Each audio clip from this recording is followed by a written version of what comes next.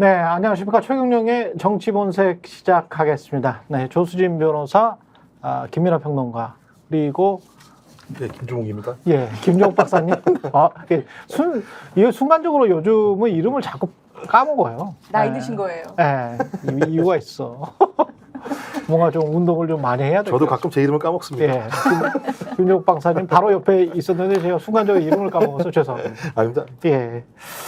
김건희 씨 그 공천 개입 의혹과 관련해서는 뭐 주말 중에 여러 가지 이야기들이 나왔는데, 근데 매체들이 보니까 한정돼 있대요. MBC하고 한겨레하고 그 다음에 명태균에 집중해서 쓰는 또 기사가 세계일보 정도에 있는 것 같고, 그리고는 김건희 여사의, 이게 사실은 핵심은 김건희 여사가 공천 개입을 했느냐 안 했느냐 그거잖아요. 근데 그렇죠. 그것과 관련해서 명태균이 이런 뭘 가지고 나름의 자기가 생각하는 뭐 증거 같은 걸 가지고 김영선과 뭐 어떤 이야기를 했다, 이준석과 어떤 이야기를 했다. 근데 지금 와서는 이제 명태균이랄지 김영선이랄지 이런 사람들은 입을 닫고 있거나 말을 줄이거나, 이준석도 마찬가지고, 뭐 그래서 좀 확실하게 뭐를 알 수는 없습니다만, 명태균에 집중되어 있는 게, 그것의 그 사건의 본질은 사실은 김건희 씨가 공천에 개입했냐 안 했느냐. 그런데 그 사이에서 지금 벌어지는 꼬다리, 작은 꼬다리라고 할 수 있겠죠. 김영선 의원이, 전 의원이 명태균 씨한테 6,300만 원을 전달을 했다. 선거 끝나고 2022년 재보궐선거 끝나고 전달했다. 뭐 이거죠. 예. 김종욱 박사님이 이 관련해서 어떤 그럴만한 양측의 이제 주장들이 다 나왔으니까, 네. 그럴만한 뭐 타당한 이유가 있다라고 보십니까? 아니면은 검찰이 수사를 해야 되는 건이라고 보세요? 당연히 검찰이 수사를 해야 될 수밖에 없죠. 그리고 지금 검찰이 예. 수사를 하고 있는 거니까요. 예. 그 정치자금법 위반 문제인데, 저는 핵심적으로 지금 이슈를 옆으로 옮기거나 저는 꼬리 자르기가 벌어지고 있다고 봐요. 말씀하신 것처럼 맨 처음에는 이 문제를 이준석과 개혁신당이 딜을 한 내용을 중심으로 문제 제기하다가 예. 이제 그 문제가 일단락되고 나니까 지금은 명태균이 자기 과시욕이 너무 강하고 거짓말을 많이 하는 사람이야 라고 논란을 옮겨갔고, 그렇죠. 그 논란의 핵심적인 문제 제기를 하는 사람은 윤상현이라는 정치인이에요. 그때 공관위원장. 본인이 연루가 된 거죠. 예, 2020년. 그다음에 또 한 축은 한동훈 소위 그 당시 비대위원장. 예. 2024년도 총선 2024 년에. 과정이죠. 그러니까 두 가지가 있는 거죠. 2022년도 창원 보궐선거 과정에서 소위 이 윤상현과 김건희 간의 알력 다툼이 하나가 있는 것 같고, 2024년 총선 과정에서 김건희와 한동훈 간의 알력 관계가 있기 때문에 이 문제가 일파만파 퍼지게 되면 어떤 형태로든지 김건희 씨의 공천 개입 문제와 이 김건희 씨의 공천 개입으로 당에서 상당히 많은 논란들과 공천 과정에 잡음이 있었다는 사실들이 밝혀질 수밖에 없는 상황이기 때문에, 그렇죠. 그 부분 관련해서는 계속 저희 메신저, 그러니까 이 사건의 핵심인 명태균을 공격해서 명태균의 발언 자체가 거짓말일 가능성이 높다라고 지금 프레임을 짜는 것 하나가 있는 것 같고요. 이제 이렇게 매듭을 지으려고 하는 상황인 것 같은데, 더 무서워하는 건 뭐가 뭘 가지고 있는지 모르는 상황인 거.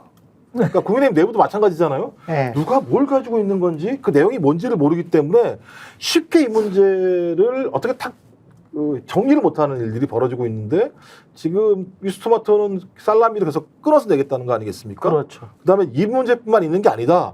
이 문제가 벌어지게 되는 큰 상황에 대해서도 우리는 내용을 가지고 있는데 아직까지 최종 검증이 안 돼서 못 내고 있다라는 상황이기 때문에, 저는 지금은 그냥 제가 볼 때 진짜 해 뜨기 전 이런, 예, 아주 제가 볼 땐 짙은 어둠이 있습니다만 많은 사람들은 바로 해가 뜰 거라고 대부분은 인지하고 있는 이런 상황 정도에 좀 오고 있지 않을까 생각이 듭니다. 예. 네, 저도 동의합니다. 특히 지금 주말 동안, 특히 지난주부터 해서 여러 가지들이 저는 유튜브가 오히려 굉장히 많은 양의 보도를 정확하게 하고 있는 것 같아요. 그런데 유튜브가 훨씬 더 많이 알고 있어요. 게다가. 맞습니다. 예. 그런데 오늘 밤에 장인수 전 MBC 기자가 본인의 유튜브 채널인 저널리스트에 김건희 여사의 또 다른 공천 개입 사건을 공개하겠다, 이렇게 예고를 서울의 했단 소리와 말입니다. 함께. 맞습니다. 예. 서울의 그 소리와 함께. 지금 예고 영상에 뜬 걸 보면은 뭐 그 내용이 그렇습니다. 아마 대통령실 관계자끼리의 대화거나 아니면 대통령실 내부에서 일어나는 일에 대한 어떤 사람들의 대화인 것 같은데 용산에서 일단 공천은 받아야 되지 않느냐 이러더라고. 이게 뭐 전부 다 여사한테 그냥 지랄 떨고 있다. 김건희 여사가 공천 개입 많이 하고 있긴 있네요. 하고 있지. 요게 지금 예고 영상이에요. 예. 그러니까 지금 많이 하고 여기서 포인트가 김건희 여사가 공천 개입 많이 하고 있지. 하고 있지. 그러니까 명태균 사건 이외에도 다수의 사람들이 이러한 대화를 할 정도로 예. 다른 공천 개입 사건이 또 있다라는 정황이 오늘 밤 9시에 그 장인수 기자가 공개하겠다라고 한 내용인 것으로 보이고요. 이 사건 지금 아까 6,300만 원 김태균, 김영선 간의 돈거래 부분도 있지만 이건 사실은 12월에 이미 선관위가 고발했던 내용이고 명태균도 사실은 왜 그러한 행동을 할 수 있었는가도 밝혀져야 되고 이준석 신당도 다 중요한 포인트지만 가장 중요한 것은 김건희 여사가 공천에 개입했느냐 그 포인트 하나. 그렇죠. 그리고 또 하나는 김건희 여사 관련해서 이 명태균 씨가 얘기하는 녹취 파일을 뉴스토마토에서 공개한 것 중에 하나 보면 내가 대통령한테 얘기했다. 그래서 난 김영선이라고 했는데 라고 대통령이 얘기하던데 라는 부분이 있어요. 그렇죠. 이거는 윤석열 대통령의 공직선거법 위반 부분이 그렇죠. 굉장히 의심되는 증거입니다. 예. 포인트가 대통령의 선거 개입 그리고 김건희 여사 영부인의 공천 개입 이게 포인트입니다. 대통령은 김영선이라고 했는데 그 말 자체가 공천 개입인 거죠. 공천 개입이라고 볼 수 있는 거잖아요. 말 자체가 공천 개입의 정황을 네. 보여주는 단서다 이렇게 볼 수가 있고 대통령이 그 얘기를 했는데 2022년이죠 그때가. 근데 취임식에 명태균 씨를 초청한 거는 김건희 여사예요. 그렇죠. 그러니까 김건희 여사와 윤석열 대통령은 다 명태균 씨하고 소통하는 사이 아니냐 이렇게 의심이 되는 거고. 그리고 아까 이제 뭐 언론이 뭐 지금 이제 포인트를 이제 다른 쪽으로 이제 옮겨가는 거 아니냐 이렇게 말씀들 하셨지만 예. 그러고 싶은 사람이 있다고 해도 그게 되는 게 아닙니다. 이런 전국에서는 그렇죠? 되는 게 아니에요. 왜냐하면 세계일보라는 이제 그 언론에서 명태균 씨에 관련된 이제 것들을 쭉 보도를 했잖아요. 그랬더라고요. 근데 네. 이거는 기자가 이제 한참 취재를 하다가 막혀 있던 거를 지금 막 뉴스토마토 등이 보도를 해가지고 쭉 화제가 되니까 에이 뭐 이거는 안 될 것 같다. 그래서 지금 취재한 내용을 그냥 다 쓴 거잖아요. 쭉 그냥 그렇죠. 쭉 그냥 털어버린 건데 예.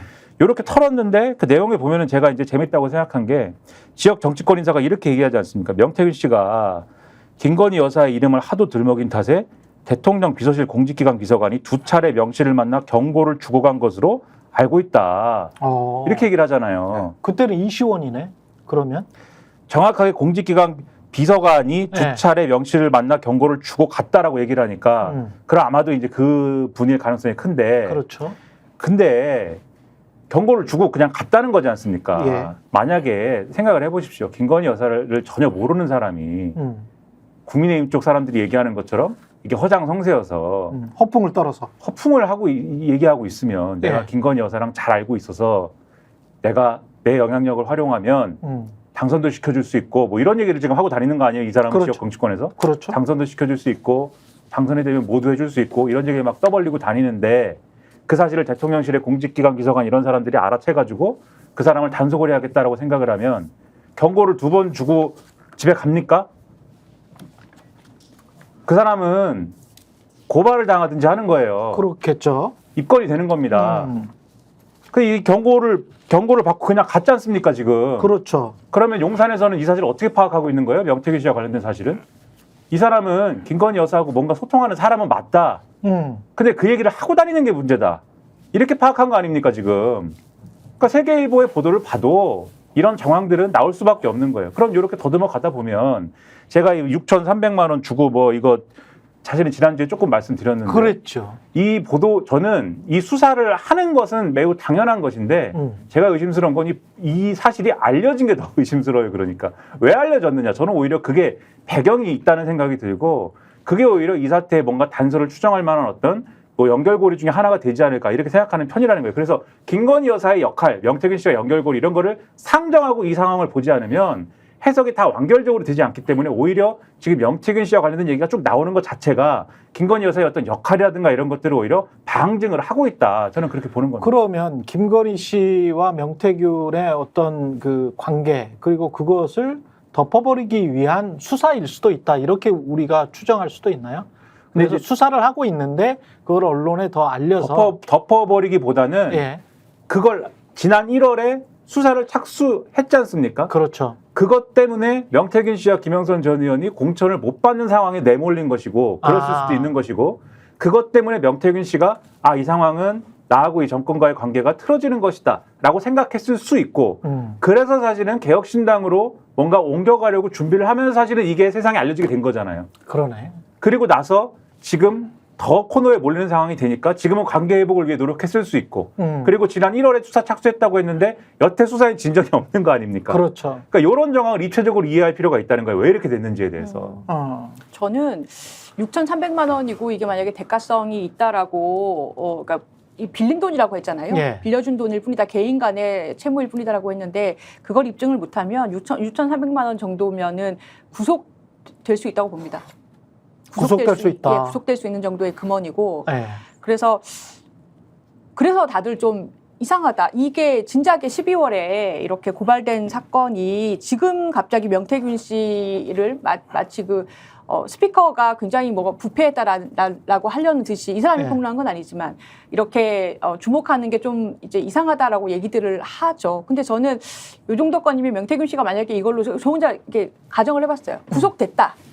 그러면 사실 명태균 씨가 자기 페이스북에 계속 한동안 이제 지난주에 막 글을 여러 개 올렸지 않습니까? 예. 특히나 뭐 태양 얘기도 하고 바람 얘기도 하고 본인은 그러니까 태양을 따뜻하게 쐬주면 그렇죠. 뭔가 공익을 위해서 뭔가를 더 얘기할 수도 있는데 당신들이 나한테 바람을 쐈기 때문에 입을 닫겠다라는 듯한 그런 메시지도 올리고 했단 말이에요. 근데 그러면 전 명태균 씨를 뭐 이번 사건으로 알게 됐지만 글쎄요. 본인이 김건희 여사와 대통령과 통화한 것이 있다 막 보여주고 하다가 사실은 그 절에서 개혁신당하고 하려고 했던 것은 김건희 여사에 대해서 굉장히 불리한 폭로를 하려고 했던 거잖아요. 그럼 그때 관계가 틀어졌을 수 있고 그럼 지금 와서는 관계가 어떠냐. 본인이 갖고 있는 게 굉장히 많다고 한다면 세상에 더 내놓을 수도 있는 인물인데 이 인물이 지금 수사를 받고 있고 법조인이 볼 때는 이게 만약에 선거법 관련이나 선거에 뭐 어떤 관련성이 있으면 대가성이 있으면 구속될 수 있다. 공직선거법은 6개월 아니에요? 공소시효가? 그래서 이게 이게 정치자금법으로 그렇습니다. 가는 거죠? 이게 그렇습니다. 정치자금법으로 가는 거죠? 예, 맞습니다. 정치자금법으로 가는 거고. 그래서 그러면 이건 시효는 남아 있어요. 시효는 예. 충분히 남아 있고 2022년 사건이니까. 그런데 2024년에 김영선이 또 한 번 이제 국회의원이 되려고 한 거지. 근데 자기가 받았던 그 창원에서 되려고 하다가 뭔가 이제 틀어져서 김해로 가는 그 과정이잖아요. 근데 그게 아까 보면 지금 김민하 평론가 이야기한 대로 1월에 수사를 시작해. 그러면 1월에 수사를 시작하고 그게 보도까지 되잖아요. 그걸 김민하 평론가가 찾은 건데 그 와중에 그걸 찾았어. 보니까 1월에 수사를 시작했으면 본인한테는 분명히 왔을 거란 말이야. 뭔가가 신호가. 그 전서부터 알았죠, 사실. 그렇죠. 본인은. 그러면 12월부터 뭐 알았다든가 그래야 되는데. 그 전년도 한 6월 달부터 알았습니다. 그렇죠. 그러면 김영선과 그리고 명태균은 알았어. 그리고 난 다음에 자꾸 김해로 가라 그래. 근데 김해로 갔는데도 불구하고 또 컷오프를 당했어. 그러니까 그 컷오프를 당한 거 플러스 이제까지 온 것들 누구한테 왔는지는 명태균과 김영선의 뭐 주장이 다르니까 모르겠습니다만은 온 것들 김건희로부터 온 무엇을 가지고 이준석과 만났어. 그게 2024년 2월인 거죠. 네, 칠불사. 칠불사. 네. 그렇게 되면서 이제 총선에 영향을 끼치고 그리고 개혁신당의 1번이나 3번으로 가려고 했어. 그런데 그게 결국은 좌초가 되는 그 과정입니다. 그리고 그렇게 생각을 해본다면 명태균이 이야기한 바람과 태양은 시민사회나 또는 뭐 진보 좌파나 반윤석열 세력에게 이야기하는 게 아니고 제가 볼 때는 오히려 김건희나 윤석열 측에 이야기하는 것일 수도 있습니다. 그러니까 야 검찰 수사 그만해. 그만하고 나한테 따뜻한 자리를 준다든가 김영선한테도 뭐 뭔가 제스처를 취하고 뭐 전반적으로 좀 상황을 마무리하자. 나도 힘들다. 그래서 따뜻하게 태양을 쬐주고 그 신호를 요 사건 같은 경우는 어떻게 처리를 하고 불기소를 하든 뭘 하든 간에 대충 처리를 하고 우리는 계속 봐주고 우리 관계 좋았잖아. 뭐 이런 쪽으로 가는 게 태양 아닐까요? 제 추정은 이 사람이 말하는 그 대상은 국민이나 시민사회 뭐 반 윤석열 세력 70%한테 이야기하는 게 아니고 지금 윤석열을 지키고 있는 25%한테 또는 뭐 김건희한테 이야기하고 있는 거 아닌가 그런 저는 추정을 해보거든요. 근데 아니, 저는 그걸 어떻게 봤냐면 예. 말씀. 예. 어떻게 봤냐면 그 전체 페이스북 맥락을 보면은 뉴스토마토 기자들을 엄청 비난을 하는 듯한 그렇죠. 말들이 있어요. 예. 그러니까 당신들이 나한테 이렇게까지 하지 않았냐라고 하면서 아예 그 문자 공개를 해버렸잖아요. 근데 이 나서서 말씀을 해주셔야 된다라는 간곡한 그 기자가 뉴스토마토 기자들이 굉장히 간곡하게 얘기를 하고 이 사람이 근데 당신들한테 내가 어떠한 식으로든 얘기를 했는데 보도가 이런 식으로 나지 않았냐 라는 식으로 이제 좀 원망하는 듯한 대화를 하는 부분이 있단 말이에요. 예. 그러고 나서 이제 본인이 나를 역술인이라든지 이렇게 이상한 사람으로 몰아간 사람들을 뭐 고소고발하겠다 약간 이런 식으로 하고 나서 이제 태양하고 바람 얘기가 그렇죠. 나와서 저는 이게 본인은 좀 좋은 마음으로 어쨌거나 진실을 좀 밝히려고 하는 마음도 있었는데 이제는 그러지 않겠다 이런 거 아닌가 이렇게 생각을 했었어요. 왜냐하면 터트린 쪽은 명태균이 아니고 그렇죠. 명태균의 측근 또는 김영선의 측근이라고 하는 사람들이기 때문에 본인의 자의는 아니야. 이게 지금 뉴스토마토에 나온 이 상황이 그죠? 예, 근데 예. 본인이 한 내용도 마찬가지잖아요. 예. 텔레그램 문자라고 얘기하는 게 예. 김건희와 김영선의 텔레그램 내용이 아니다. 그렇죠. 나랑 한 거야. 김건희는 나랑 나랑 한 거. 왜 그 김영선이라고 얘기하라고 한 얘기는 뭐냐면 예. 그 내용은 내가 알고 있어. 그렇지. 내가 가지고 있다는 얘기잖아요. 결론적으로. 그렇죠. 네. 그러니까 지금까지 나오는 내용들은 왜 나를 이렇게밖에 안 보는 거지? 왜 나를 격가지로 보는 거지? 라고 하는 측면에 대한 나를 내용이 한낱 역술인으로 보다니 거기에 관한 어떤 굉장한 네네. 불쾌함은 표시를 이제 했습니다. 그러면서 또 하나가 허위사실이라고 그러면서 네. 김해이동이나 지원 방안은 허위사실이다. 그러니까 제기한 사람들이 붙인 거다라고 얘기했잖아요. 그러니까 제가 볼 때 정확하게 현 정부의 실세들 또는 말씀하신 김건희 씨에 대해서 제기하고 있는 하나의 정황 증거와 알리바이를 두 가지 같이 선물해 준 거라는 거 저희가 볼 수밖에 없는 측면들이 분명히 있고요. 예.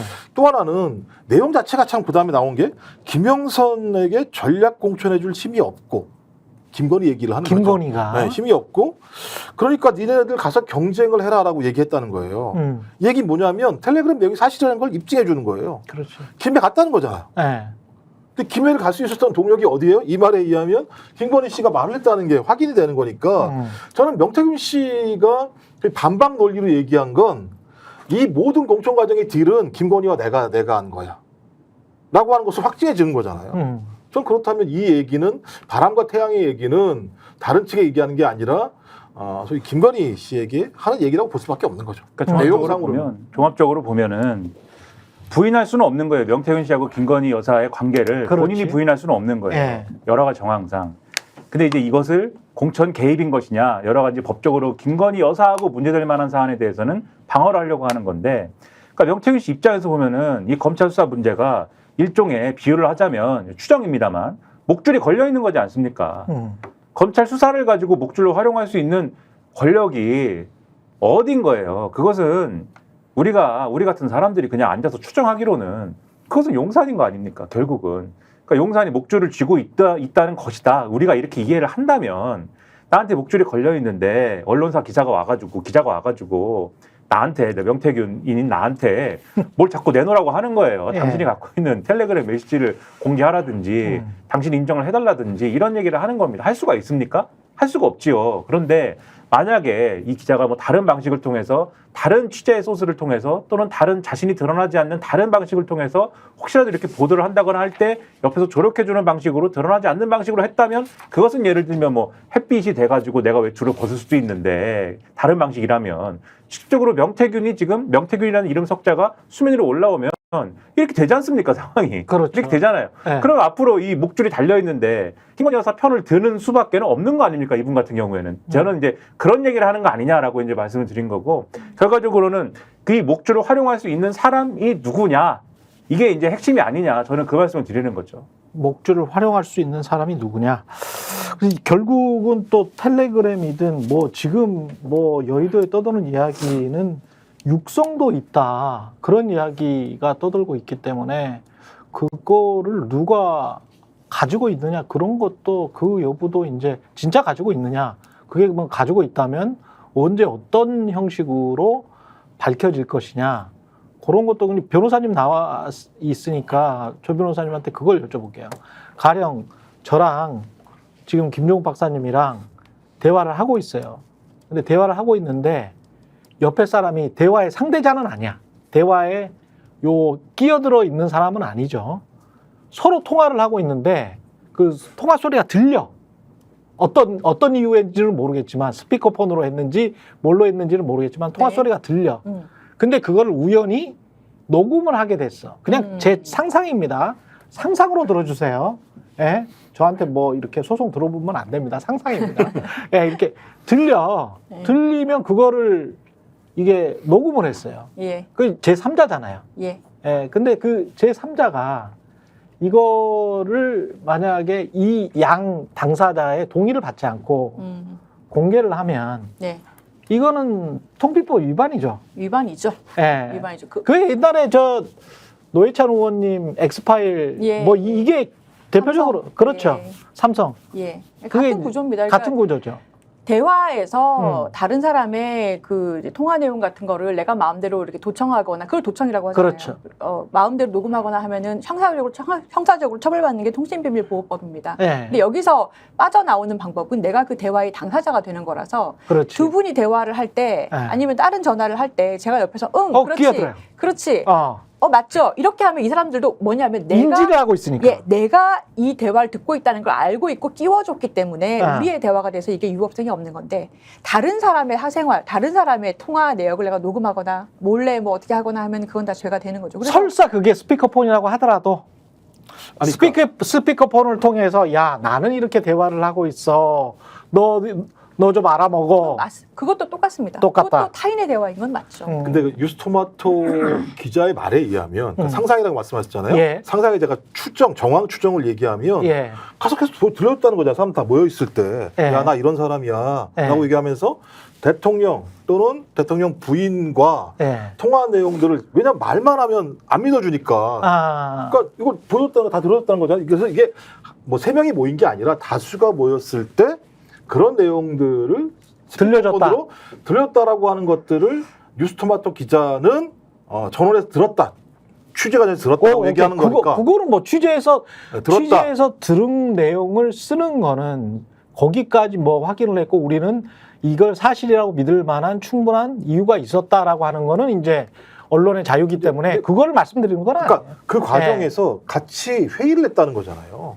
아. 회의 과정에서 이 내용을 깐 거잖아요. 예. 깐 내용이 녹음이 된 거라면 말씀하신 것처럼 예. 동시에 같이 무슨 일을 하다가 예. 회의를 하다가 그 내용을 정황의 증거로 스피커로 내놓은 거기 때문에 문제가 안 될 수 있는 거죠. 만약에 그러면 어떻게 그 되는 거예요? 그것도 네. 통비법 위반되는 건 맞고요. 네. 타인 간의 대화라는 본질은 변하지 않기 때문에. 그렇죠. 근데 저는 네. 뉴스토마토에서 말씀하시는 그 녹음이 이제 있느냐라는 질문에 대해서 이게 사내 변호사 검토를 받았는데 통비법 위반 소지가 있어서 본인들이 전략적으로 지금은 밝히지 않는다. 뭐 있는지 없는지 자체를 밝히지 않는다고 얘기하신 부분에 대해서 네. 이거는 전형적으로 저는 공익을 위해서 언론의 자유로 보도한 것이기 때문에 그렇죠. 보도 자체가 통비법 위반이더라도 위법성이 조각될 거라고 봐요. 그러니까 국회의원 행위랑 똑같은 거예요. 그러니까 기자분들 여러 가지 보도 지금까지 많이 하셨지만 그러니까 노회찬 엑스파일하고 비슷해 이게 이상호 엑스파일하고. 근데 아마 제 네. 생각에는 뉴스토마토에서는 그걸 좀 우려하실 수는 있을 것 같아요. 예를 네. 들면 어떤 식으로든 대통령실에서 또는 뭐 대통령이 본인들을 고소고발하면 뉴스토마토에 대해서 압수수색할 수 있는 근거도 되고 어쨌거나 수사를 하나라도 단서가 있어서 수사가 시작이 되면 지금까지 정치검찰이 하던 행태로 볼 때 어떤 것까지 나아갈지 알 수가 없기 때문에 굉장히 신중하게 공개하겠다라는 저는 그런 스탠스인 걸로 보였고요. 근데 어차피 명태균 씨가 명예훼손으로 고발했지 않습니까? 예. 고소했어요. 그래서 검찰 수사는 시작될 거고 저는 그게 명예훼손이 성립이 안 될 정도로 애매한 내용이라고 봤는데 하지만 뉴스토마토의 기자들과 그리고 그 본사에 대해서 아마 명예훼손으로 수사는 시작되겠죠. 그거 굉장히 지켜봐야 된다. 저는 그렇게 봅니다. 그렇군요. 예, 그리고 명태균 씨 같은 경우는 지금 저 시사 경남에 이게 지금 인터넷 언론사일 거고 시사 경남에 CEO도 했다가 보도국장도 했다가 뭐 명함에는 그렇게 나와 있는 걸로 돼 있고 아까 그 세계일보 보도에는 여러 그 연구소 미래한국연구소 예. 미래한국연구소의 소장 원래는 네, 이제 그걸로 알려져 회장? 있는데 네. 그 전에 이것저것을 막 했다는 거죠. 그러니까 여러 가지 예, 자기의 적을 예, 여러 가지를 이제 옮겨가면서 이제 했다는 것인데 말씀하신 대로 과거에는 시사 경남이라는 언론사의 이 CEO로 주변에 소개하고 다녔는데 명함에 그럼 하는 일이 적혀 있을 거 아닙니까? 예. 인터넷 신문, 인터넷 방송 그리고 여론조사 이렇게 적혀 있었다라고 그러고 여기에 이제 보도국장이 A씨고 편집국장이 B씨가 있었는데 이 사람들이 다 김영선 전 의원하고 관계가 있다. 그래서 보좌관을 했든지 선거에서 회계 실무자를 했든지 뭐 이런 관계로 사실은 명태균 씨가 아마도 이제 집어넣은 형태가 되겠죠. 예. 그런 형태로 됐던 사람들이다라는 거고 이런 뭐 시사 경남을 하다가 그다음에 무슨 뭐 이 복잡해요. 주식회사 무슨 뭐 좋은 날 리서치 일을 하다가 그 전에 주식회사 좋은 날 리서치였다가 뭐 그다음에 이제 아까 말씀하신 어떤 뭐 연구소였다가 이렇게 쭉 미래 한국 연구소였다가 쭉 하는데 다 또 사무실 주소는 뭐 비슷하거나 같거나 뭐 이런 그러네요. 식이고 예. 뭐 그러한 활동들을 하면서 결과적으로 이제 한 일은 제가 뭐 어떻게 표현해야 될지 모르겠지만 이게 컨설턴트라고 해야 될지 뭐 정책 전문가라고 해야 될지 아니면 소위 브로커라고 해야 될지 이런 일들을 쭉 해온 과정이 있었던 거고 그 주요 수단은 지금 말씀드린 것처럼 여론조사를 통한 어떠한 종류의 이 홍보라든가 또는 여론과 관련된 어떠한 일, 여기서 말하는 인터넷 언론이라는 것도 지금 그런 거거든요, 결국은. 그렇더라고요. 그런 활동들을 하면서 영향력을 키워온 사람인 거죠. 그러니까 좋은 날 리서치도 뭐 이름 자체가 리서치 회사, 여론조사 회사고 시사 경남에도 아까 나왔는데요. 바로 옆에 여론조사라고 적혀 그렇죠. 있어요. 명함에 적혀 있더라고요. 그리고 미래한국연구소도 여론조사를 한다고 지금 정확히는 그렇죠. 여론조사를 한다. 설계하고 기획하는 걸 아마 발주를 했을 겁니다, 여기서. 그래서 정관에는 여론조사업이 지금 등록이 돼 있는 거. 그리고 여론조사 실제로 돌리는 데다가 예. 이 발주를 해가지고 예. 의뢰를 해가지고 여론조사를 실시하는 실무적인 거는 다른 업체가 하도록 이런 구조로 여론조사를 많이 했을 거예요. 그 PNR이라는 이 지금 저 명태균 씨가 함께 같이 떠오르고 있는 이 여론조사 업체는 명태균 씨가 운영하는 곳입니까? 아니면 아닙니다. 뭐 지분을 가지고 있는 것입니까? 그런 게 아니에요? 별도 존재하는 건데, 그러니까 지금 여기 나오는 게 미래한국 연구소의 이름으로 김건희 씨가 명태균 씨를 취임식에 초청했더라.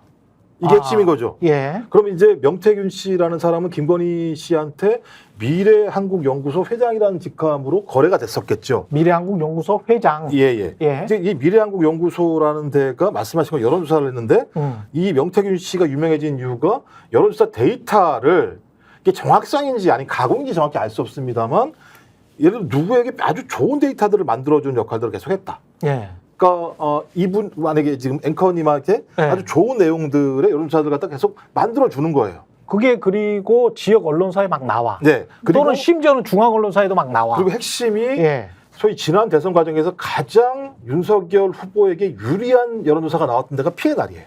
그렇더라고요. 제가 예. 이거는 찾아봤어요. 그러니까 이제 그 구조가 만들어지면서 예. 아마도 그런 구조 속에서 윤석열, 김건희 부부가 명태균 씨 이게 막 사실이라면 예. 신뢰관계가 맺어졌고 그 신뢰관계 속에서 본인이 그런 신뢰관계를 이용해서 지역사회에서 나름대로 자기의 어떤 명성들을 과시하는 일들이 벌어졌고 명성만 과시하면 아무런 의미가 없잖아요. 명성 과정 플러스 자기의 이익이든 아니면 자기의 정치적 영향력을 확장하는 일들이 진행되는 과정에서 불거진 거 아니냐. 근데 그럼 이런 일들을 그냥 명태균 씨 혼자 했겠느냐. 거기에는 소위 김건희 씨의 어떤 정치적 의도가 있었던 거 아니냐. 라고까지 이제 이게 결합이 되는 거죠. 예. 이제 결합이 되면 이건 김건희 씨의 정치적인 역할을 확장하기 위한 공천 개입 노력 과정에서 저희 영남이라는 지역에서 명태균이라는 인물이 그 역할들을 했다고 볼 수도 있는 것이기 때문에 이건 그냥 영남 지역만 해당되는 게 아니라 다양한 형태의 공천 개입이 하나의 사례일 수도 있다라고 추정하는 거죠. 많은 사람들은. 그러네. 근데 그러면 여론조사 업체인 P&R에 어떤 지분을 가지고 있거나 뭐였다는 거는 아직까지 밝혀진 게 없다는 거죠. 예. 그거는 그런데 근데 왜 갑자기 P&R이라는 이름이 발주를 했다고 말씀드리지 않았습니까? 발주를 했다? 그러니까 미래한국연구소에서. 여론조사를 맡길 때 예. 물론 구체적으로 예를 들면 우리가 잘 알고 있는 대형 여론조사 업체나 예. 일상적으로 우리가 잘 접하는 유명한 여론조사 업체들이 있지 않습니까? 그렇죠. 그런데야 이제 여론조사 설계라든가 기획을 독자적으로 하는 경우가 대부분이겠습니다만 예. 이렇게 발주를 하는 쪽에서 예를 들면 주문을 넣을 때 음. 이러저러한 예를 들면 질문의 구성이라든가 이런 것들에 대한 영향력을 행사하는 경우가 아마도 있겠죠. 그 의심이 되는 거예요. 그래서 예. 이런 부분들이 의심이 된다. 예. 자, 그랬다고 말씀드리는 게 아닙니다. 음. 그래서 그런 의심이 든다. 왜냐하면 왜 이 사람들이 이런 이력을 갖고 있는 사람이 특정 여론조사 기관에다가 이렇게 발주를 했을 때, 즉 이렇게 의뢰를 했을 때 왜 특정 후보에 유리한 방식으로 여론조사 결과가 나오느냐, 그리고 그런 것들이 정치적으로 뜨거운 어떤 소재가 되느냐, 연결 지점이 되느냐, 그리고 이 사람은 왜 그러한 이력을 바탕으로 주변 그 이력을 바탕으로 또 주변의 평가를 받고 명태균 씨라는 사람은 그걸 영향력을 넓혀갈 수 있었느냐. 그러니까 이런 게 가능했던 구조 아니냐 이렇게 의심하는 거거든요 지금. 그리고 그러한 정황이 몇 가지가 있습니다. 방금 말씀드린 이제 윤석열 대통령이 대선 기간에 이제 그러한 일이 있었다는 것도 있고 예. 여러 가지 이제 의심스러운 정황들이 있기 때문에 그래서 이제 그런 구조 의심하는 거죠. 그러네요.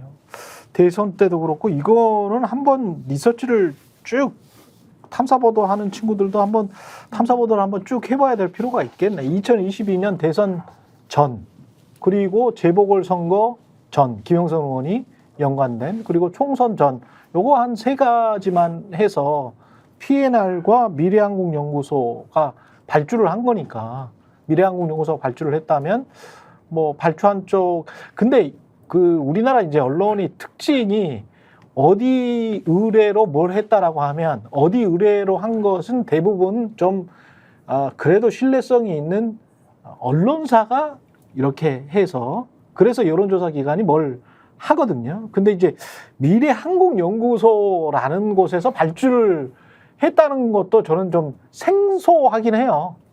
생소해요. 이게 좀 되게 없는 경우예요. 자체적인 조사 아니면 언론사에서 해가지고 거기에 그 여론조사 기관의 어떤 신뢰도를 더해주는 방식인데 이거는 미래한국연구소도 저는 사실은 처음 들어봤고 P&R이라는 업체도 사실은 굉장히 생소하기 때문에 사실은 인지도가 있어야 뭐 신뢰가 가든 말든 할 거 아니에요. 근데 그걸 또 제가 나중에 찾아보니까 2021년도에는 뭐 중앙일보, 조선일보 다 중앙언론에서 받았더라고.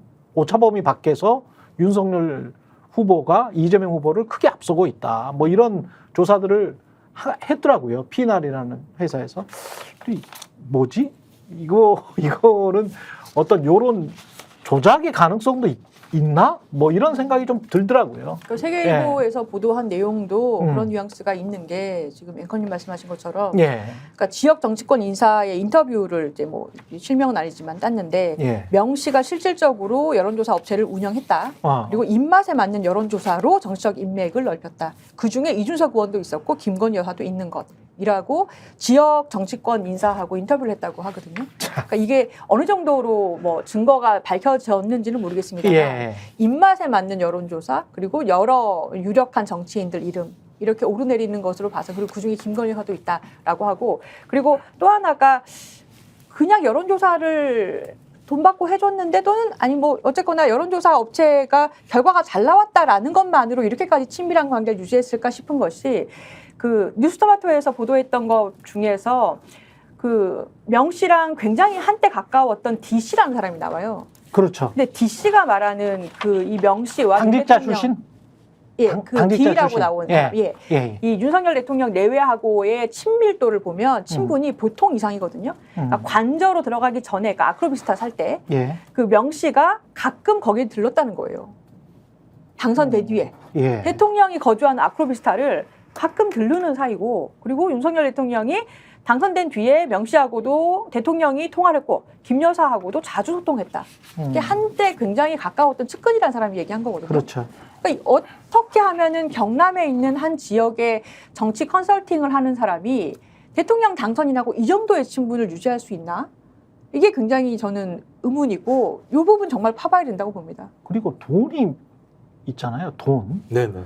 한동훈, 김건희 관련해서 서로 간에 뭐 댓글단을 조직한 거 아니냐라고 문자 파동이 났을 때 서로 댓글단 의혹이 있었잖아요. 그것도 결국은 야, 그럼 그 많은 댓글단을 운영하려면 돈이 필요할 텐데 그게 혹시 정부 예산이나 뭐 이런 거였으면 굉장히 큰일이고 뭐 물론 정당도 마찬가지고 개인 사비로 했다 그래도 마찬가지인데 제가 여론조사를 KBS에서 해봤기 때문에 발주를 해본 당사자로서 1000명 하려면 돈이 그래도 들어요. 전국 여론조사를 하려면. 근데 어떤 이만한 매체가 보도에 영향력이 없는데 보도를 하기 위해서 몇천만 원을 쓸 수는 있지. 중앙의 언론사들은. 근데 뭐 물론 이제 큰 여론조사 같은 경우는 억 단위로 들기는 합니다만 근데 이거를 누구 돈 가지고 했지? 여러 번 했던데? 그럼 그 돈은 어디서 나왔지? 이거는 그 효과가 경제적 효과가 언론사는 자기가 보도를 하니까 그게 코스트가 비용이 그대로 상쇄되는 구조잖아요. 그렇죠. 근데 이게 미래한국연구소라는 게 어처구니가 없는 거야. 비용이 있고 미래한국연구소는 그럼 이익을 어디서 얻지? 이상하네. 언론사가 아닌 곳에서 발주하는 경우도 있나? 뭐 한국갤럽 같은 경우는 자체적으로 해. 그리고 뭐 큰 여론조사 업체에서는 자체적으로 해요. 중앙에 있는, 서울에 있는. 근데 제가 탐사보도 기자하면서 그 지방에 있는 중소 여론조사 업체들 같은 경우는 어떤 의원 후보자, 예비 후보자의 청탁을 받고 그쪽의 돈으로 하는 경우가 꽤 있단 말이지. 그렇죠. 이게 그 케이스인지는 모르겠어요. 근데 이제 그래 왔었어. 예? 좀 이상하다. 아까 이제 말씀하신 것처럼 좀 이상하다. 그 예. 선관위에 들어가면 다 확인되잖아요. 네. 왜냐하면 공표를 하려면 선관위에다가 다 신고를 해야 되는 상황이기 때문에 말씀하신 것처럼 피해 날이 어디랑 같이 연합해서 여론조사 했는지 쭉 한번 확인해 볼 필요가 있을 것 같고요. 뉴데일리에 굉장히 많이 나와요. 예. 그래서 뉴데일리에 굉장히 많이 나와. 그다음에 이제 말씀하신 것처럼 피해 날은. 공표된 내용들이 어떤 매체를 통해서 보도되는지에 대해서 탐사보도 하시는 분들은 쭉 짜면 되는 문제니까 그렇지. 확인하면 되는 건데 예. 또 하나 이제 뉴스토마토에서 앞으로 이제 제기하라고 정인의 문건과 유사한 것들에 대해서 좀 검토하고 있다 이런 얘기를 하거든요. 정인의 문건이라고 하는 거는 뭐 십상시 소위 대통령실의 문고리 문제와 관련해서 문제가 많다라는 내용들이 담겨져 있는 건데 그래서 왜 그 명태균 씨가 여기에 관련되는지 안 되는지는 모르겠습니다만 이게 어떻게 대체적으로 벌어지냐면 공식적으로는요. 청와대에서 외배 발주를 줍니다. 연구용역 발주를 주는데 연구 용역에 여론조사까지 포함이 돼요. 그럼 여기가 주기적으로 조사를 통해서 소위 당에 있는 뭐 홍보수석 라인을 통해서 보고가 올라가고 대통령실에 쭉 올라가는 라인들이 있거든요. 근데 이 라인이 벗어나게 되면 이게 비공식 라인이 되는 거예요. 그렇지. 그러면 이 라인이 아닌 다른 라인으로 예. 여론조사들을 하고 그다음에 여론조사에 입각해서 이러이러한 부분에 대해서 무엇을 바꿔야 된다는 내용들이 비선으로 올라갔다면 이 문건 자체가 한 번은 올라가지 않았을 거란 말이에요. 예. 제가 볼 때 계속 어떤 뭐 주기적이든 아니면 주기적인 어떤 올라갔다. 만약 이 문건이 발견된다면 이건 되게 중대한 사태인 거죠. 만약 그 내용이. 근데 대부분 그런 조사의 내용에는 데이터가 포함이 되는 경우들이 꽤 많이 있습니다. 예. 왜냐하면 객관성도 확보해야 되니까. 전 그래서 그런 내용을 좀 뉴스토마토가 확보한 것인지 좀 확보했다면 이건 되게 중대한 문제일 수 있다. 본인들 스스로가 얘기하는데 마지막 검증만 남았다고 얘기를 했었거든요. 공개적으로. 네. 근데 말씀하신 게 이제 여러 가지 이제 명태균 씨의 미래한국연구소 그다음에 이 사람이 여론조사를 잘하고 있다라는 거 하나랑 뭐 정무적 감각이 뛰어나다 이런 얘기를 했다라고 하는 거니까 여기에 포함된다면 그것들을 대선 과정에서 확인했던 윤석열, 김건희 내외가 이후에도 이 사람 계속 관계를 했다라고 우리 추정해 볼 수 있는 거죠. 그 부분과 관련해서. 그러니까 여론조사 업체도 업체인데, 그러니까 이분이 이제 어쨌든 컨설턴트인지 브로커인지 잘 모르겠습니다만은 이런 분들의 특징, 그러니까 정치권하고 유착이 되어 있는 거 아닙니까? 어쨌든 등지간에. 그런 것 같아요. 그러니까 선거를 네. 물론 여기 이제 김종국 박사님 같은 경우 선거를 뭐 이제 시도도 해보셨습니다만 그러니까 네. 잘 아시겠지만은 선거판에서 누가 네. 정치권하고 유착이 되어 있는데 선거 기획도 할 수 있고 지난주에도 좀 말씀드렸어요. 여론조사도 자기가 어쨌든 자기 동력을 통해서 할 수 있고 또 그 여론조사도 요 세계일보 기사에 나오는 얘기처럼 입맛에 맞춰서 할 수 있는 그런 정도를 자기 완결적으로 다 할 수 있다. 예. 이 사람은 선거판에서 제가 좀 비아냥되자면 굉장히 소중한 사람이에요. 특히 지방 같은 경우에 이런 그러네. 후보들 같은 경우에는 예. 그렇지 않습니까? 그렇기 때문에 이 사람이 각광을 받는 거거든요. 지방에서 선거 치르려면 이 사람 만나봐야 돼. 그러니까 그런 얘기 하는 거거든요. 그 이 사람의 경우에 아까 무슨 돈으로 하셨느냐라고 무슨 돈으로 했겠느냐라고 말씀하셨지만은 뭐 어떤 사람에게는 선심 써줄 수도 있는 거고 그 사람이 될 것 같으면 예. 어떤 경우에는 뭐 받을 수도 있는 거고 비용을 자기 돈 안 쓰고 예. 그러니까 지금 6,300만 원을 받았느니 그러니까. 사실은 이런 얘기가 나오는 거고 네. 이 받을 보도된 것- 만해서 받았다 뭐 이렇게 생각할 수도 있겠네. 근데 네. 이게 명목상으로는 지금 그러니까 얘기가 이상해요. 지금 자기들이 해명이라고 내놓은 얘기도 이상하지 않습니까? 예. 김영선 전 의원이 선거를 치렀는데 예. 내가 알고 보니 선거를 내 돈으로 치른 게 아니고 그리고 정당하게 후원비를 모아갖고 치른 게 아니고 회계 책임자하고 우리 선거운동원 돈으로 치렀더라. 그건 정치자금법 위반이잖아 그렇게 되면. 그렇죠. 이 사람들 돈으로 후원을 치렀기에 받아서 해야 되는 거죠. 예. 이 사람들 돈으로 치렀기에 예. 내가 이 사람들에게 돈을 그래서 니들 돈으로 치렀니? 난 몰랐다. 그 사람들에게 돈을 줬을 뿐이다. 그런데 알고 보니 이 사람들은 또 명태균 씨한테 건너 돈을 꾼 사람들이더라. 왜냐면 아까 뭐라고 말씀드렸습니까? 이 사람들 명태균 씨가 다 파견한 사람들이거든요, 실질적으로. 그러니까 정치자금법 위반을 줄줄이 자백을 하고 있는 거예요. 그러니까 그 돈이 그래서 명태균 씨한테 간 거다. 이런 식으로 설명을 하고 있는데 납득이 안 되지 않습니까? 누가 자기 선거를 그렇게 치릅니까? 근데 그러네. 아무튼 그래서 이게 의심스럽지만 또 보도를 잘 보면은 명태균 씨가 다른 지방선거 후보자 등에게 1억 얼마를 받았다라는 얘기 또 있어요, 지금. 그러니까 이분은 만약에 이 검찰 수사가 정말 이 원리 원칙대로 FM대로 가지 않습니까? 예. FM대로 간다. 이분은 구속됩니다. 제가 볼 때는. 그러네. 그래야 되는 분인데 이분이 지금 그런데 지금까지 그냥 수사를 받고 있다는 보도 기사 한 줄 나오고 거기 압박을 받아가지고 내가 이 목줄로부터 탈출해야겠다. 김영선 전 의원을 의원으로 반드시 만들어야겠다. 개혁신당으로 한번 가보려고 하는 그 목줄을 끊어보려고 하는 한 번의 노력 외에는 지금 이렇게 있는 상황에서 보도가 나오니까 지금 이렇게 행보를 하고 있는 게 다 이게 연결되어 있는 사안이다. 이분의 지금 사례가 우리 지역 정치에서 지금 여론조사나 언론이나 이런 것들이 어떻게 돌아가는지를 다 보여주는 거다 이렇게 말씀드리고 아까 여론조사에 뭐 이 관계되어 있는 사람 중에 이준석 의원 얘기 나왔잖아요. 그렇죠.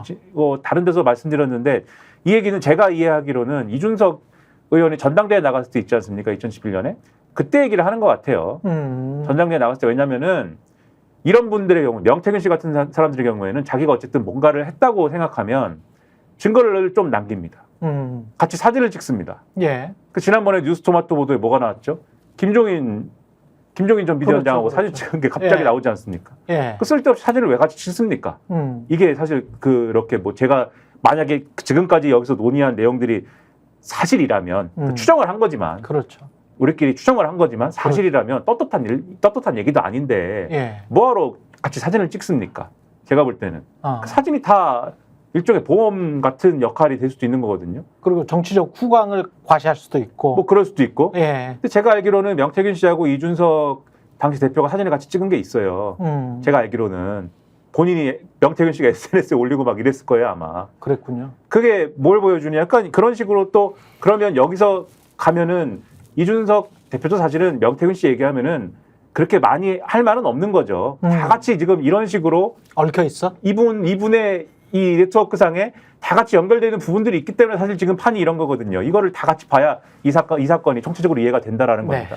잠시 광고 보고 뒷이야기 이어가겠습니다. 아니 왜 아직도 3년간 같은 통신사 인터넷 계속 쓰고 계세요? 인터넷 가입 시 48만 원 무신 경동 시 추가 혜택이 주어집니다. 인터넷 비교원 통해 인터넷 가입하고 지인에게 홍보해주세요. 지금 네이버에 인터넷 비교원 검색 후 3초만에 경동 행복 비교해보세요. 인터넷 비교원. 네, 인터넷 가입 혜택 비교하느라 시간 낭비하고 계시는 분들에게 3년마다 가입만 해도 현금 사은품을 주는 인터넷 비교원 소개합니다. 인터넷과 휴대폰 그리고 가전제품 렌탈을 비교원을 통해서 가입할 때 최대 48만 원, 알뜰폰 또는 휴대폰을 통신사만 변경해도 최대 30만 원, 정수기 렌탈할 때는 최대 30만 원, 총 최대 108만 원의 현금 혜택 받으실 수 있습니다.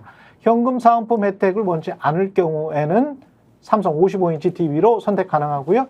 인터넷 신규 가입 후 소개한 친구가 가입할 경우 신세계 상품권 4만 원을 무제한으로 드리는 이벤트 진행 중입니다. 그리고 가입할 때 스픽스 유튜브 보고 왔다라고 말씀하시면 고함량 비타민 B가 들어있는 웰세이브의 비타민 B 제품을 드리는 이벤트도 따로 진행하고 있습니다. 지금 바로 1670-2571 그리고 네이버 인터넷 비교원 검색한 후 문의해 주시기 바랍니다. 근데 이제 국민의힘 쪽에서는 이철규 국민의힘 의원이 이제 공관위원이었기 때문에 지난 총선 때 뭐 그런 일은 없었다. 뭐 그리고 SBS 단독 취재 때 공관위원 누군가에게 김영선 의원이 야 내가 이런 거가 있어. 김건희 여사가 사실상 공천을 좌지우지해. 나 이거 폭로해 버릴 수도 있으니까 나한테 좋은 지역구 줘. 뭐 이런 식의 어떤 압박을 했다. 이게 언론의 이 표현이 말이죠. 만약에 이게 민주당에서 이런 의혹이 번지잖아요. 그러면 네. 압박이라는 단어 안 써요. 협박했다 이렇게 나올 겁니다. 또 복수잖아요. 네. 함령이 아니라 공관위원 그렇죠. 복수가 그렇게 얘기했다고 공관위원 복수가 지금 사실인 거죠. SBS 단독 취재 이렇게 이야기가 나오는데 이게 압박인지 협박인지는 그 단어를 규정하는 사람의 판단이거든요. 근데 압박인가? 거의 협박으로 들리는데 이거는 저는 그렇게 봐요. 그러니까 지금부터 기자분들이라면 네. 일단 딱 이게 좀 엮어야 되잖아요. 맨 처음 나온 얘기가 뭡니까? 지금 뉴스토마토 얘기에 의하면 명태균 씨가 김영선 오선 의원이 옆에 앉아 있는데 쌍욕을 한다는 거잖아요. 옆에 앉아 있는데 쌍욕을 해서 여기 있는 소위 참모 그룹들이 벙쪄 있었고 공무원이 있을 때도 쌍욕을 했다는 거예요. 밥을 먹기 힘들 정도의 상황이었다고 그래서 나중에 이 공무원들이 여기 캠프 관계자들이겠죠. 전화를 해가지고 야 그거 너무 심한 거 아니야? 어떻게 그렇게 할 수가 있어라고 얘기했어요. 그러면 오선 의원 정도가 쩔쩔맬 정도라면 예, 뭔가가 있지 않고서는 쩔쩔매지 않을 거라고 판단할 수밖에 없는 거죠. 그렇죠. 그리고 명태균이라는 사람이 녹취한 내용에 의하면 컷오프 됐어. 여사한테 전화가 왔어. 라고 얘기를 했잖아요. 근데 그러면 그게 그대로 다 돼? 됐죠. 예.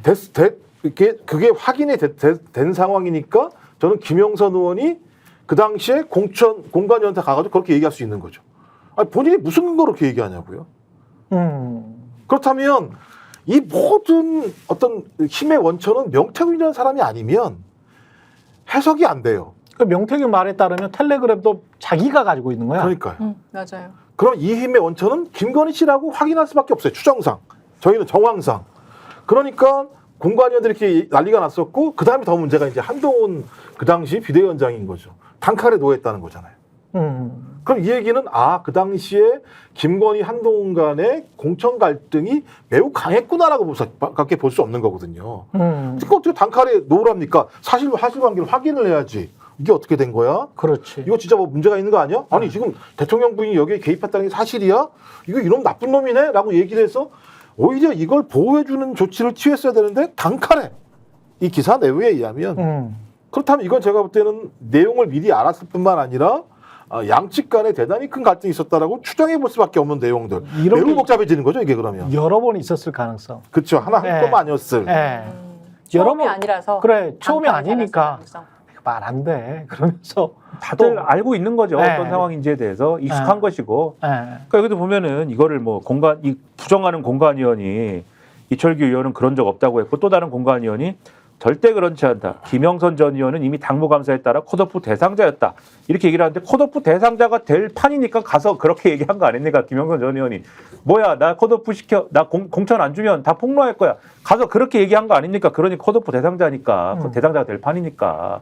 그리고 컷오프가 될 대상자가 된 이유는 바로 지금 말씀하신 대로 공천을 어떻게 할 거냐의 구도에서 그게 한동훈 대 김건희든지 아니면 당대 용산이든지 그 갈등 구도가 있었기 때문에 이런 문제가 발생한 거 아닙니까? 그리고 그 구도의 본질을 사실은 총선 때는 당대 용산인 줄 알았더니 지금 열어보니까 한동훈 대 김건희였던 것 같다. 지금 이 얘기를 하는 거잖아요. 그렇죠. 그러면 그 구도에 맞춰가지고 이제 알려줘야 되는 것이죠. 근데 이 정황을 추정해봐도 지금 이철규 의원이 하는 말을 봐도 그리고 이 총선 전에 나왔던 여러 가지 얘기를 봐도 구도는 한동훈 대 김건희였던 것 같다.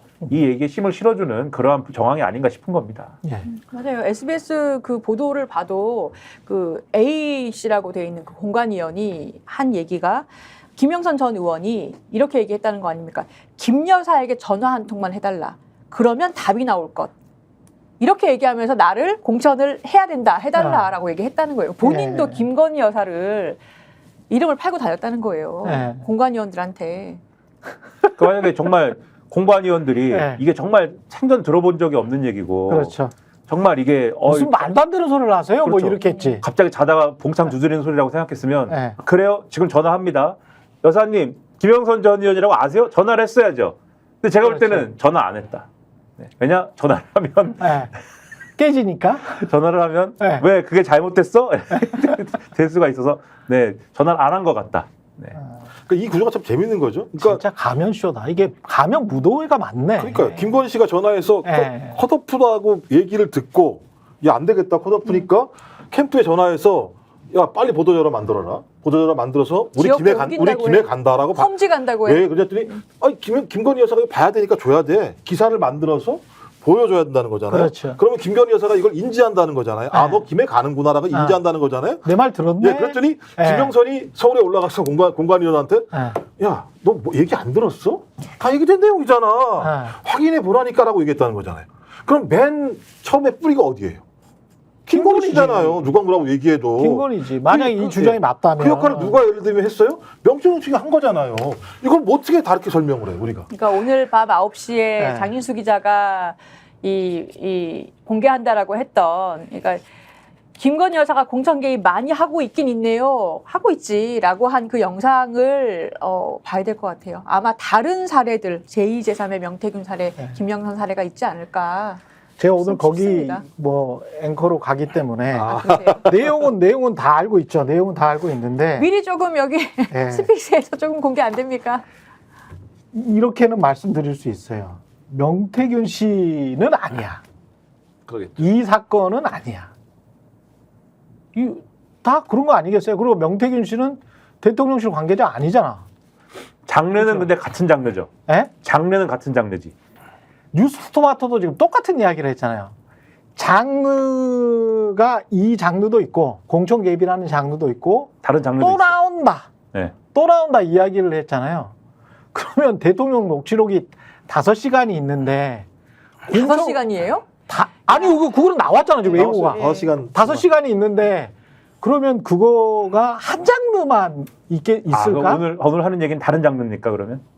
아니 오늘 하는 장르는 여러분들이 다 관심이 집중되시는 공천 개입 장르겠죠. 그러니까 스릴러인 거죠 지금. 아, 이게 네. 일부러 끝나지 않는다 이 말씀이고. 코로나 SF가 아니고 5시간 스릴러인 거죠. 아니 뉴스토마토도 계속 갈 거 아니에요.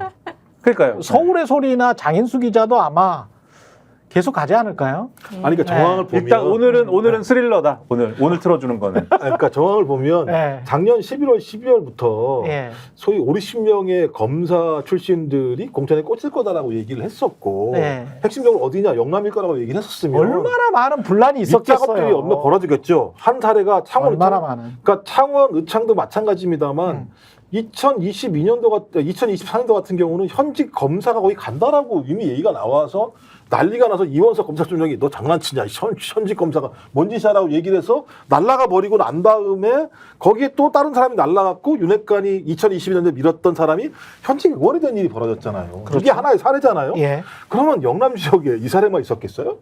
다른 사례도 분명히 있었겠죠. 저는 뭐 그런 것 중에 하나가 나오겠죠. 나온다면. 예.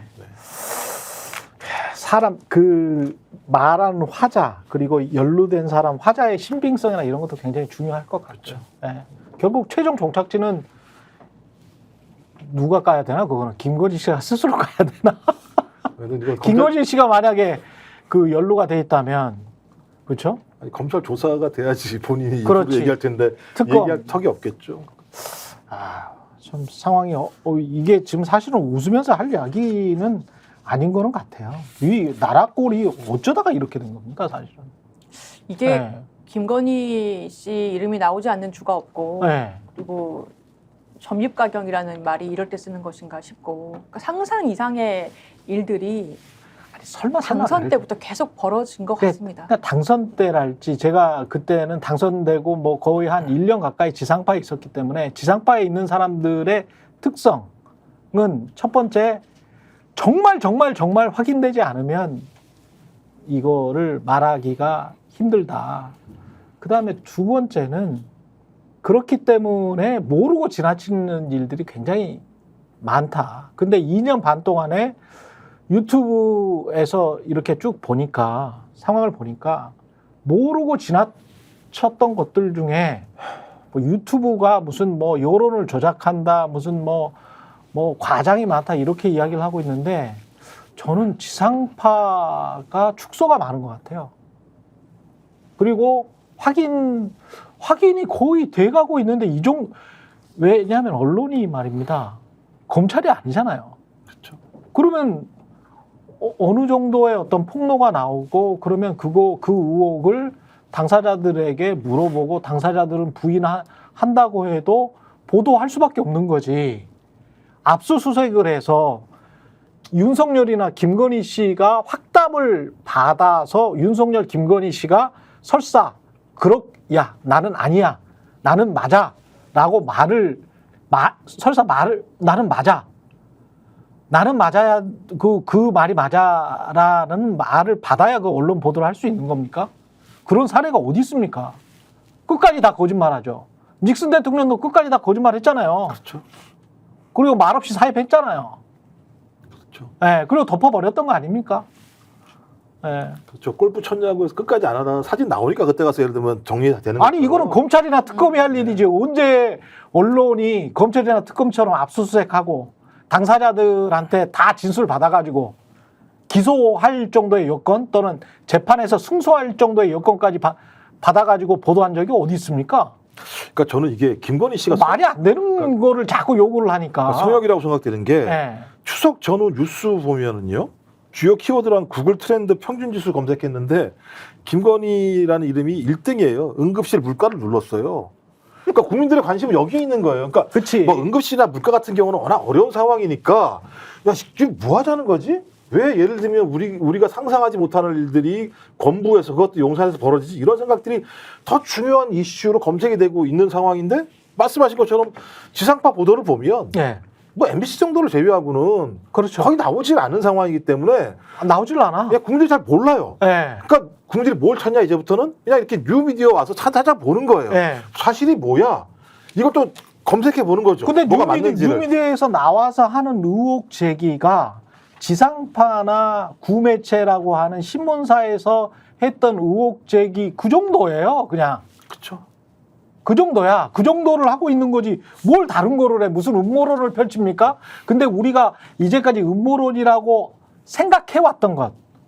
저도 사실은 아이 설마 무슨 여사가 얼마나 국정에 개입했겠어. 근데 마포대교 가서 다리 난간 높이라는 거 아니에요. 뭘 그렇게 구체적으로 지시합니까? 본인이 뭘 한다고. 제가 그건 역사적인 사진 중에 하나라고 봐요. 그러니까 아니 그리고 다리 높이면 자살률이 떨어지나? 아유 성벽을 정말. 쌓죠 다리에다 그러면. 아니 본인이 모든 전문가야. 그게 말이 돼. 근데 그거를 또 그냥 그것도 그렇게 비판적으로 보도도 안 하대. 그거는 이해가 안 돼. 뻔한 증거가 나오는데. 오죽 답답하면 정치인들 중에서 오래 정치한 사람들이 야 그거는 구체적인 지시야. 이렇게 말을 해야 보도를 해. 언론인들은 귀가 없고 뭐 눈이 없나? 그러니까 판단이 안 돼요, 그게. 저게 지금 저 여사가 가서 할 말인가? 이게 판단이 안 돼? 그러니까 다리 정치인이 말해줘야 그걸 판단해가지고 아 이거는 구체적인 지시랍니다. 이러고 있어. 다리 난간 올리라는 게 지시 아니에요? 그러니까 말이야. 뭐 권유예요? 그리고 청탁이에요? 그리고 아까 그거 같은 경우도 SBS 보도 같은 경우도 노컷 뉴스는 압박이라고 했던데 그게 무슨 압박이야? 나는 거의 협박으로 보이던데. 근데 협박으로 쓰는 보도는 없어. 그럼 그게 그런 판단이 좀 달라야지 자유민주주의 아닐까요? 아 이거는 압박 같고 나는 이거 협박 같은데 거의. 그러면 그거 판단이 다를 수 있는 거잖아요. 근데 보도는 안 해? 아니면 고작해야 압박이라고 해? 압박이라고 해야 중도입니까? 아니 뭐 그 이준석 나라꼴이 이상해. 선의의 조언이라고 얘기를 해도 언론에서 아무 얘기 안 하는데요. 뭐 무슨 선의의 조언이 어디 있어, 그것도 소리지. 손의의 조언인지 뭔지는 까봐야 하는 거 아니야. 그리고 김해로 가는 게 어떨까요라고 말했다면 그게 손의의 조언이야, 아니면 공천 개입이야. 개입이죠. 프로도하게 봤을 때는 그 공천 개입 아닙니까? 이준석 대표는 네. 지금부터라도 본질을 흐리면 안 됩니다. 사실대로 얘기하셔야 돼요. 그러니까. 다 뭐 아까도 말씀드렸듯이 다 연관이 돼 있어가지고 사실대로 말해서 제가 이번 기회에 사실대로 말한 다음에 잡혀갈 사람 다 잡혀가고 뭐 이렇게 정리하자 이런 생각도 들고 저는 그렇죠. 지난 총선에 대해서 네. 진짜 의문이 많다. 그 어젠가 우리 TV조선이 우리 TV 조선이. 예, 우리 TV조선이 무슨 관계죠? 제가 항상 그 주시하고 네. 항상 좋아하는. 애정하는 애정하는. 우리 TV조선이 재밌는 얘기를 많이 해요 거기서. 뭐라 그랬던가요? 우리 대통령 용산도 양보라는 걸 할 줄 안다. 이용전 의원과 장해찬 전 최고위원을 용산에 안 부르기로 했다. 양보했다. 이렇게 보도 딱 했어요. 그러니까 용산도 양보할 줄 안다. 네. 한동훈을 압박만 하는 건 아니다. 예. 그러면 이런 저는 그래서 용산에서도 언론 플레이를 하나 보다. 그렇게 생각을 했죠. 저 역시 저는 용산을 너무 과대평가를 했던 것 같습니다. 예. 아니 더 놀라운 오늘 건 아니 장해찬 전 최고위원이 썼는데 음. 이 보도를 보고 윤석열 대통령이 격노를 하셨답니다. 아, 그래요? 이 보도가 왜 이렇게 나온 것이냐. 나는 그 이용과 장해찬을 부르는 생각을 접은 적이 없다. 그런데 왜 이런 보도가 나오냐. 부르세요. 이런 보도가 나온 이유를 찾아내라. 이것도 한동훈의 언론 플레이. 이런 세상에 살고 있는데 우리가 언론에 대해서 지금 언론에 대해서 얘기를 이렇게 하고 있습니다. 이게 뭡니까 이게 나라가. 그러니까 야당 당대표가 대통령한테 한 번만 만나주세요라고 요청을 하고 네. 그 요청된 내용들이 기사로 나오는 상황을 보면서 야, 기괴하다 기괴해. 그게 기사가 될 거냐 이런 생각이 들어서 진짜 제가 볼 때는 저 집단을 저대로 두고 나라의 운영이 될 수 있을까라고 하는 근본적인 고민을 할 수밖에 없어요. 지난 총선에 왜 의문이 많다고 말씀드렸냐면 장해찬 전 최고가 무소속 출마했지 않습니까? 그랬죠. 그때 또 우리 조선일보가 예. 사설을 썼습니다.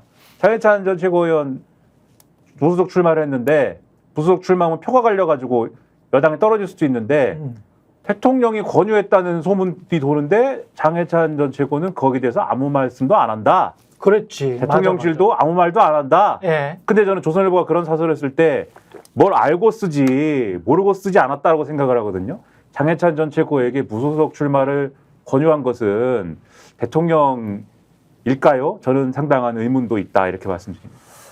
여기까지 최경영의 정치본색 김종욱 전 청와대 행정관 조수진 박사 아니죠? 조수진 변호사 김민아 시사 박사는 혹시 없어요? 석사입니다. 예. 조수진 박사, 조수진 변호사 김민아 시사평론가 함께했습니다. 저는 내일 다시 찾아오겠습니다. 고맙습니다. 네. 감사합니다. 저희가 얘기할 때 오셔가지고 라이브로 관전하시기 바랍니다. 반드시 주변 사람들 데리고 오시기 바랍니다. 구독, 좋아요, 알림 설정 해주시기 바랍니다. 좀 살려주십시오, 저 좀.